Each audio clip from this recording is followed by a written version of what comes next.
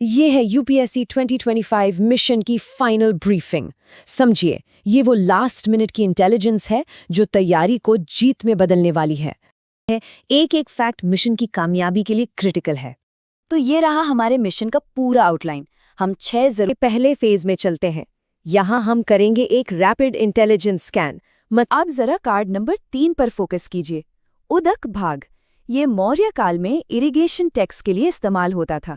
जानते हैं, कभी कभी यही छोटी छोटी जानकारी ही हमें दूसरों से आगे निकाल देती है। यहाँ पर एक बहुत ही जरूरी पॉइंट है, आर्टिकल 143। ये प्रेसिडेंट को सुप्रीम कोर्ट से सलाह लेने की पावर देता है। अब देखिए, ये सिर्फ एक प्रोसेस नहीं है, ये एग्जीक्यूटिव और जुडिशरी के बीच पावर बैलेंस का एक बेहतरीन एग्जाम्पल है। और ये देखिए, ये टाइमलाइन हमें बेसिक स्ट्रक्चर डॉक्ट्रिन की पूरी कहानी बताती है कि कैसे 16 साल के अंदर ये कॉन्सेप्ट डेवलप हुआ। इसका मकसद पता है क्या था? संविधान के उन पिलर्स को बचाना जिन्हें पार्लियामेंट भी हाथ नहीं लगा सकती, जैसे डेमोक्रेसी हो गई या सेक्युलरिज्म। ये एक तरह से संविधान की आत्मा को बचाने का सफर था। अब ये टेबल देखिए, इसने डेटा को कितना सिंपल बना दिया है।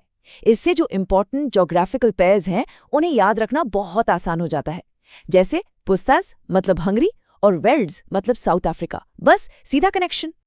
इस डॉसियर का एक और क्रिटिकल कॉन्सेप्ट है स्टैगफ्लेशन। ये इकोनॉमी की वो खतरनाक सिचुएशन होती है जब महंगाई आसमान छू रही हो और साथ ही बेरोजगारी भी बहुत ज्यादा हो।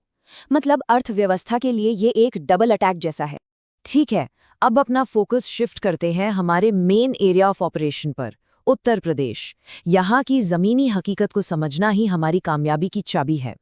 ये पेज लोकल इंटेलिजेंस के लिए बहुत जरूरी है। जैसे एक एग्जाम्पल देखिए, ऑपरेशन महाकाल।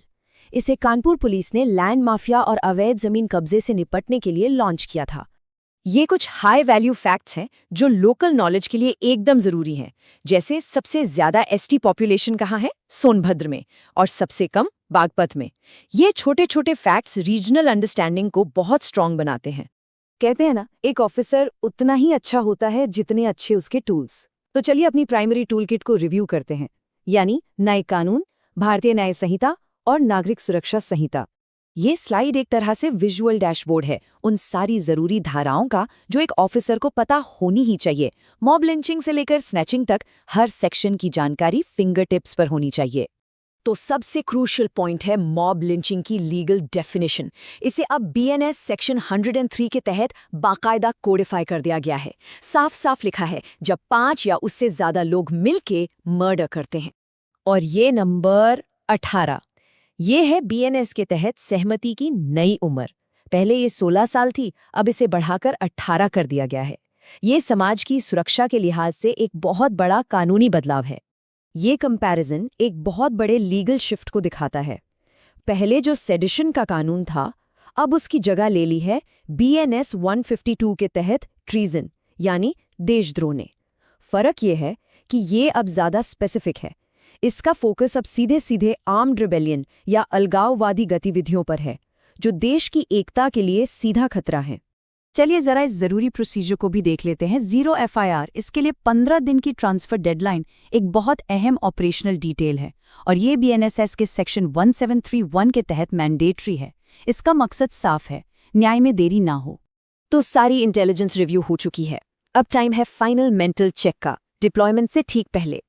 ये पक्का कर लेना है कि हर जानकारी दिमाग में एकदम छप गई हो। ये रही फाइनल चेकलिस्ट। एक नज़र इस पर दौड़ाइए।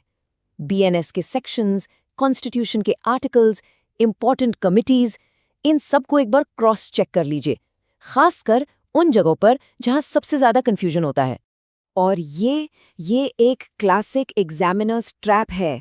ध्यान दीजिए, इन दो जरूरी प्रोविजंस के कोड अलग अलग हैं। मॉब लिंचिंग है बीएनएस 103, जबकि 0 एफआईआर का ट्रांसफर है बीएनएसएस 173। यहाँ पर गलती की कोई भी गुंजाइश नहीं है। यही है मिशन का मकसद। वर्दी इंतजार कर रही है। इस तस्वीर को अपनी फाइनल मोटिवेशन बनाइए। याद रहे, हमारा आखिरी स्ट्राइक अचूक होना चाहिए। तो ये फाइनल ब्रीफिंग यही खत्म होती है। सारी इंटेलिजेंस हमारे सामने है। अब आखिरी सवाल बस एक ही है, क्या आखिरी प्रहार के लिए हम तैयार हैं?